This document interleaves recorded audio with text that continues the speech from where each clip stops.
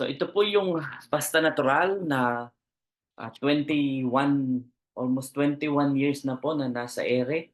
Isang radio program na nagsimula noong 2004 sa Radyo Agila sa DCEC. Under po ito ng Eagle Broadcasting. Sa TV, kami po yung radio station ng Net 25. At yung program ko po ay sabayang napapakinggan sa mga relay station sa Dagupan, sa Davao, sa Cebu at saka sa Lucena kasi may mga local station under Eagle Broadcasting Corporation. Yung program ko po, isa po sa, I think tatlo lang po yung nakarelay na kasabay ng broadcast sa Manila ay napapakinggan sa iba't ibang mga relay station nationwide. So yan ang schedule, Monday to Friday, 7 to 8 ng gabi, pag Saturday, 2:30 to 4 ng hapon. So pagka pinag-usapan yung kalusugan, talagang makikita natin yung nangyayari ngayon. Madami pong obese. So pagka ganyan, madami yung may problema sa puso, madami yung nagkakaroon ng sakit na diabetes. At pinag-uusapan itong metabolic syndrome or iba-iba siyang mga sakit na nagpapataas ng risk sa cardiovascular disease at saka sa diabetes. So ito natalakay natin nung nakaraan, pero para sa mga bago ay i-discuss ko itong tungkol sa formula natin na Essential D. So ang Essential D nagsimula po noong 2008 pa, available lang sa clinic nung na-formulate ko po ito sa clinic until 2019 nung nakipag-deal tayo sa isang company na ni-rebrand siya. Yun po yung naging MetaX na almost the same lang nung ating Essential D ngayon. So kaya yung pangalan niya before is MetaX kasi to address metabolic syndrome na para dun sa insulin resistance syndrome. Ito po yung madami ngayon na borderline lang yung sugar, hindi pa masasabing diabetic, pero medyo mataas na pwedeng mag-cause ng mga komplikasyon. So ang major feature ng metabolic syndrome, yung central obesity, mataas yung triglyceride, mababa yung HDL, medyo tumataas yung sugar, tumataas din yung blood pressure. So kung titingnan natin yung mga associated condition sa insulin resistance, ang dami ngayon may PCOS, madami rin tumataas yung uric acid, madami yung nagkakaroon ng acanthosis nigricans. Ito yung nangingitim yung leeg, yung kilikili, yung singit, kahit sabihin natin na maputi na kahit maitim, mapapansin nyo, magiging kapansin-pansin yung pag-itim nung mga part na yon.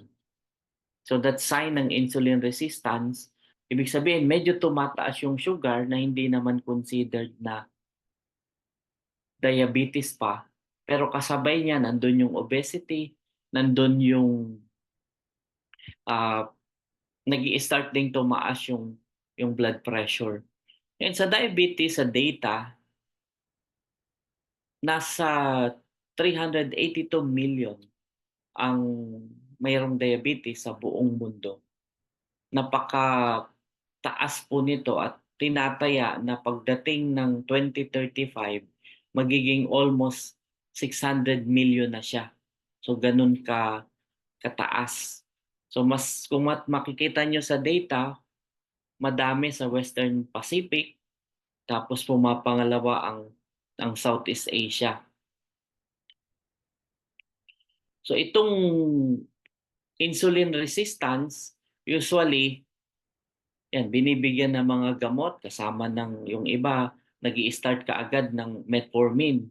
Merong iba na ayaw uminom, hahayaan lang kasi ang sinasabi, hindi naman siya, hindi pa kailangan, hindi pa considered na diabetic. Pero napaka-importante na pansinin na kaagad Nandun una yung pagbabago sa lifestyle.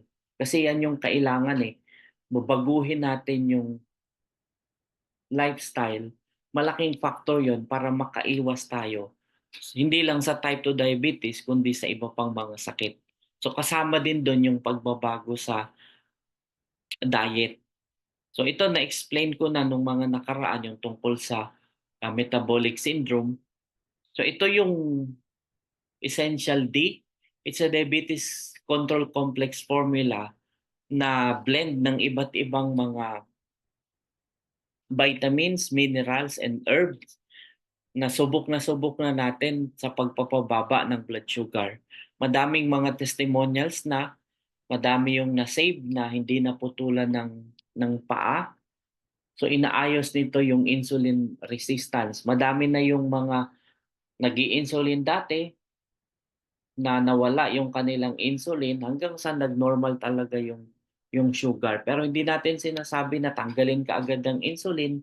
Ang lagi nating instruction, isabay muna sa mga gamot, tapos tuloy yung pagpapakonsulta sa doktor. Pag nakita ng doktor na nag-react na, bumababa yung sugar, so babawasan yung insulin unti-unti hanggang sa totally matanggal. Even yung mga gamot nawawala po. Pero syempre, kung mapapansin natin yung ating diet hindi maayos, kaya ang nangyayari yung iba nagtutuloy-tuloy. Pero pwede naman ganon.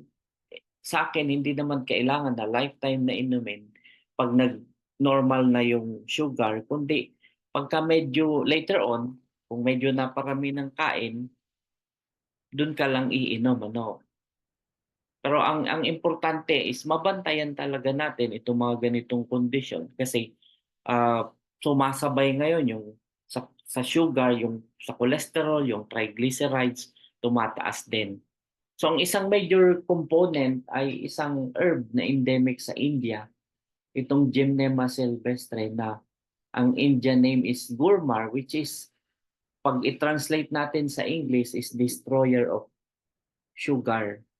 So ang ginagawa nito, nire-reduce niya yung ability to taste sweetness. So magiging maliles natin yung cravings natin for sugar. So yung gymnemic acid, binablock niya yung sugar receptor sa ating dila, kaya medyo makukontrol natin yung sweets. So ang effect niya, even sa ating intestine, binablock niya yung mga receptors para doon sa sugar. So napipigilan yung sugar absorption. Kaya gumaganda yung post-meal blood sugar level. At the same time, nare-regenerate yung beta cell ng pancreas, na-stimulate yung pancreas, yung insulin production sa ating pancreas, na nakakatulong din pag nawala yung insulin resistance, kaya nagno-normal talaga yung blood sugar. So yan yung major component ng ating essential D, itong Gymnema sylvestre. Alam niyo nung una, before 2008, I've learned na bawal siyang i-import sa Pilipinas. Meron akong isang kaibigan na Indian na nag-start ng company in 2004. Ang binibenta niya ay grapeseed oil extract, at nung nabanggit ko itong Gymnema, so nag-try siya na magpa-register sa FDA ng Gymnema kasi nakabili siya from India.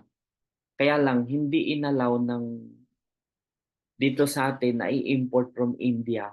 May restriction dati ang FDA.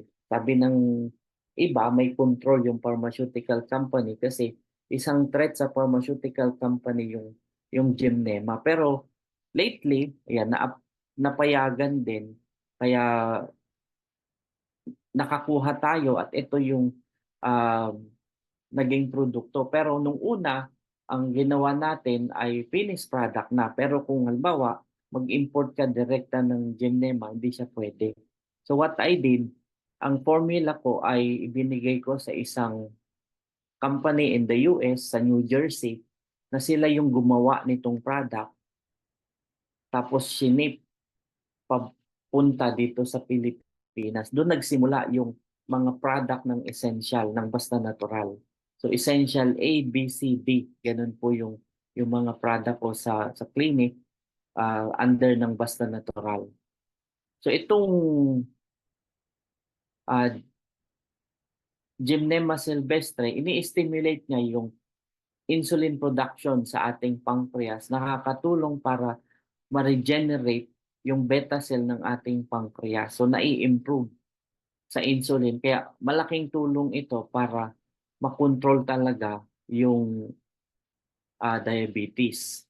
Ngayon, ang isa pang major component is vitamin B6. Ngayon, dun sa mga hindi uh, nakatutok kanina sa radio program, ito yung diniscuss ko kanina about vitamin B6 kasi isa itong napaka-importanting nutrients sa ating katawan. Madalas na naririnig natin yung B-complex na pinapainom sa mga may diabetes, pero ang tingin ko ay kulang yung binibigay. Kasi kung i-check po natin yung RDA, yung limit ng vitamin B6 ay 1.3 milligram lang, which is napakababa. Napakababa.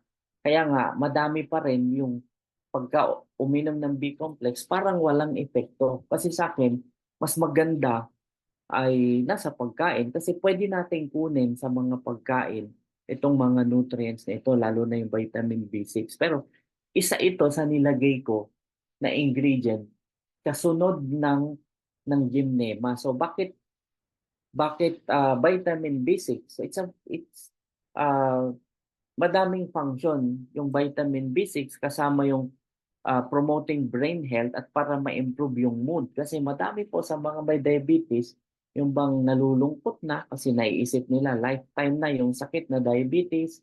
Later on, masisira yung kidney, magdadialysis.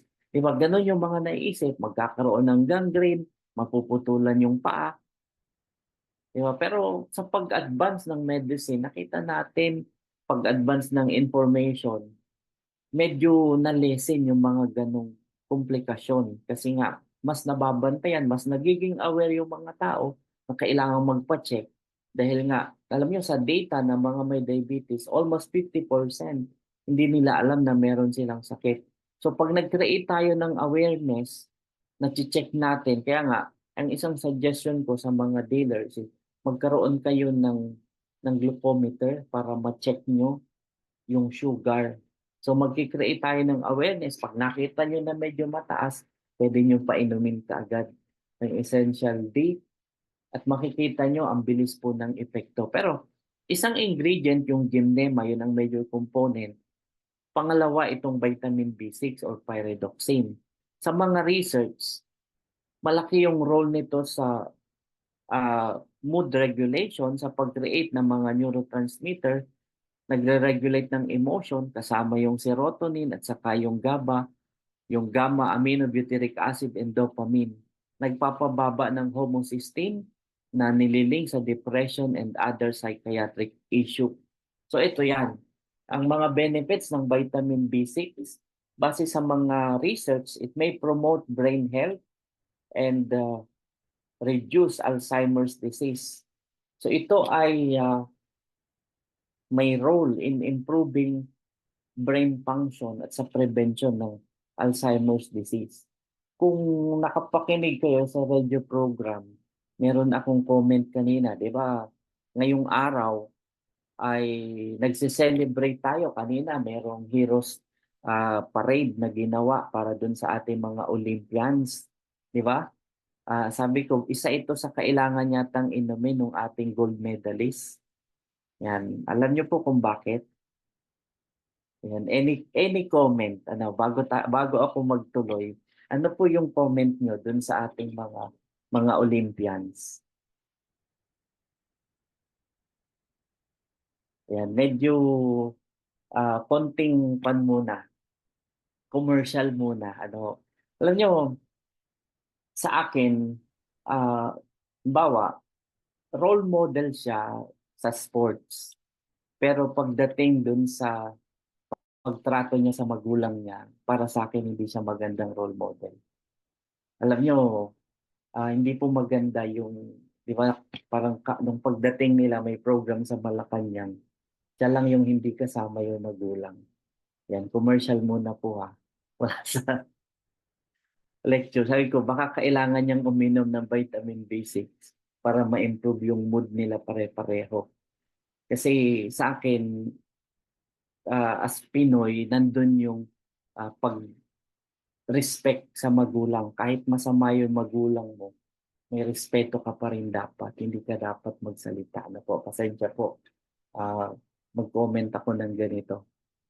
Pero maaring eto may mga kinalaman ang ating yung mga nutrients kung bakit nagiging gano'n.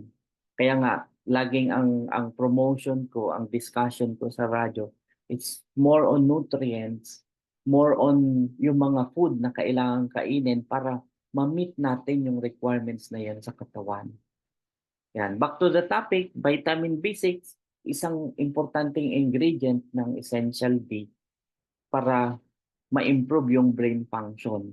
Sa research, nakakatulong para ma-prevent yung Alzheimer's disease. Although may mga conflicting studies, pero karamihan ng mga studies ay pwedeng makatulong. Ah,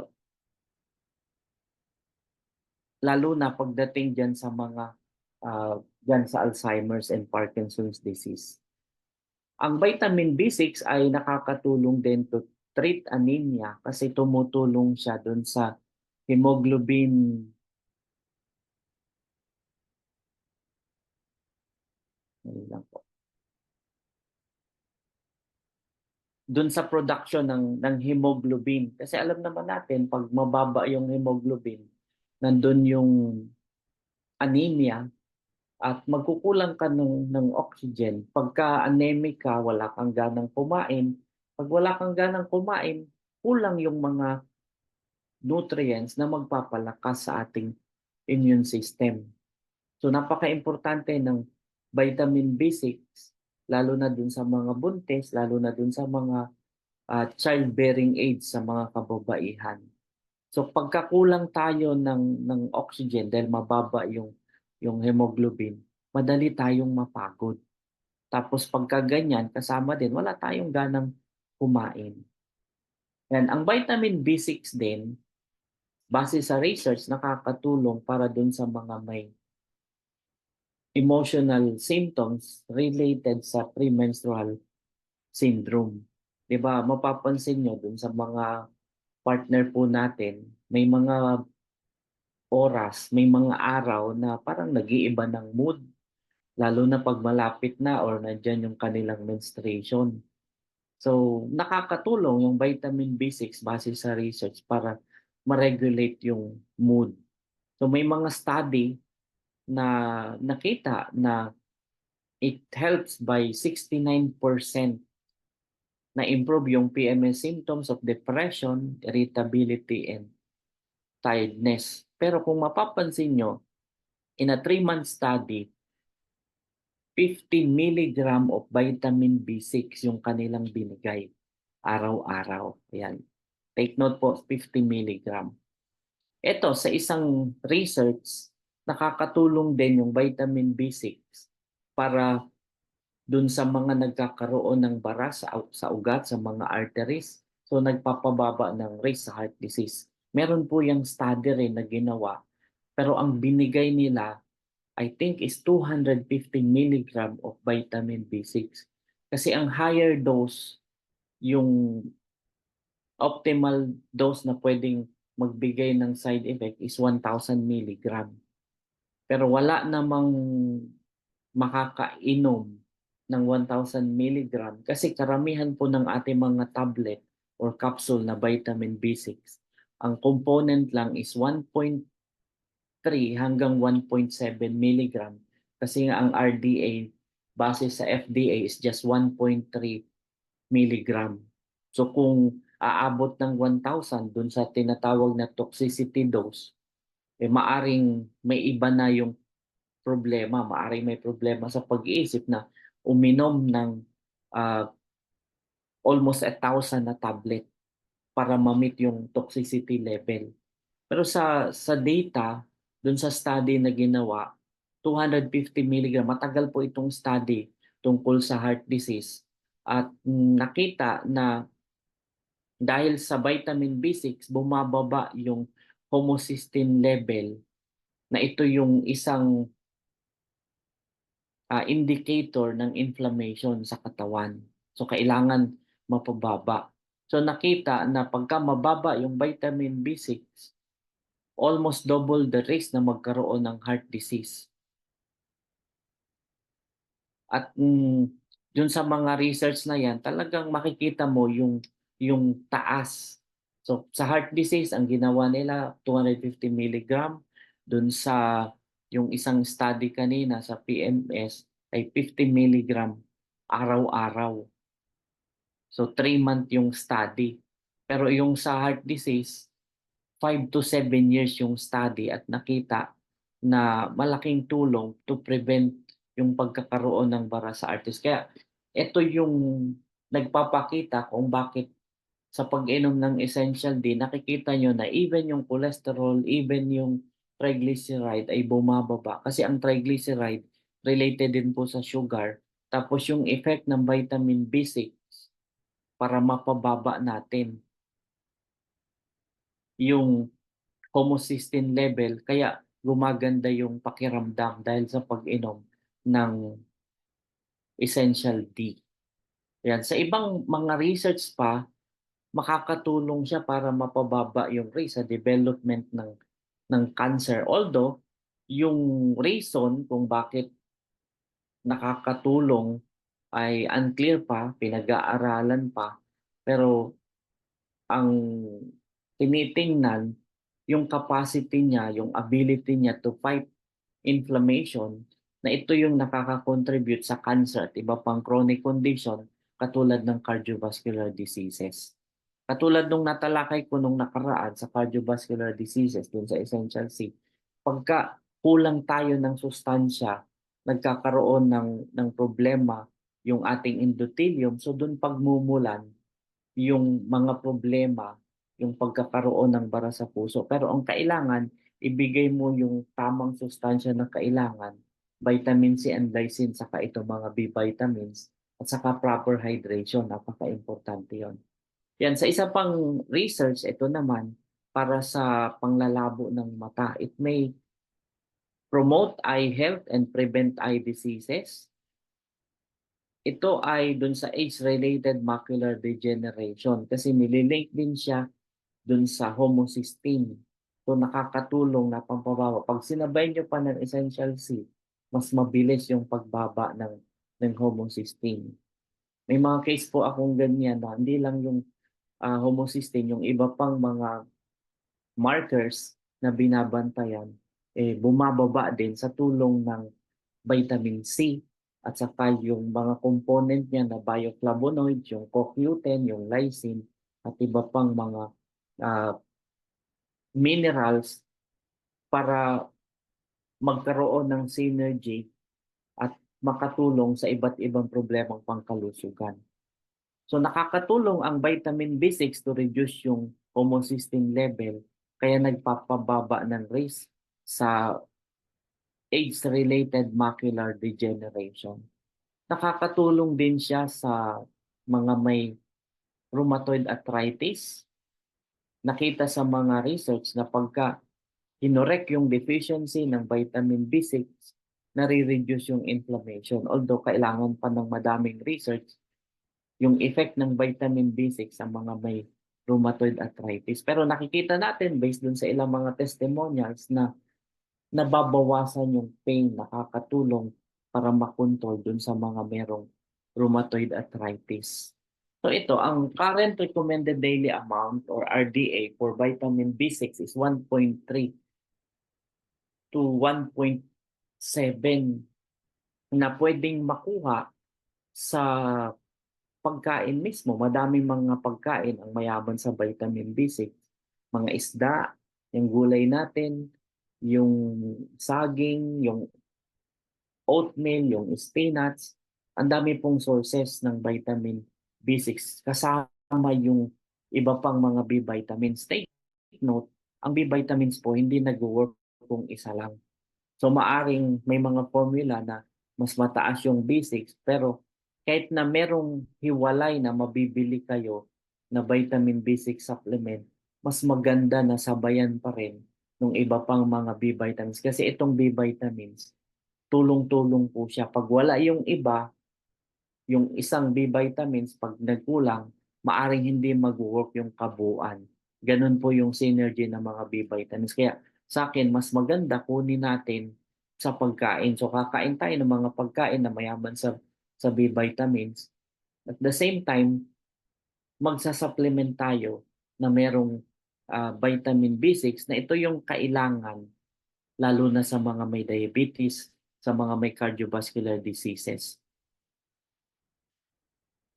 At maintindihan lang natin, karamihan po ng mga study na ginawa sa paggamit ng vitamin B6 to prevent and treat health issues, nakafocus sa mga supplements. Kaya binanggit ko kanina, yung isa 50 milligram, yung isa 100, may isang research na 250.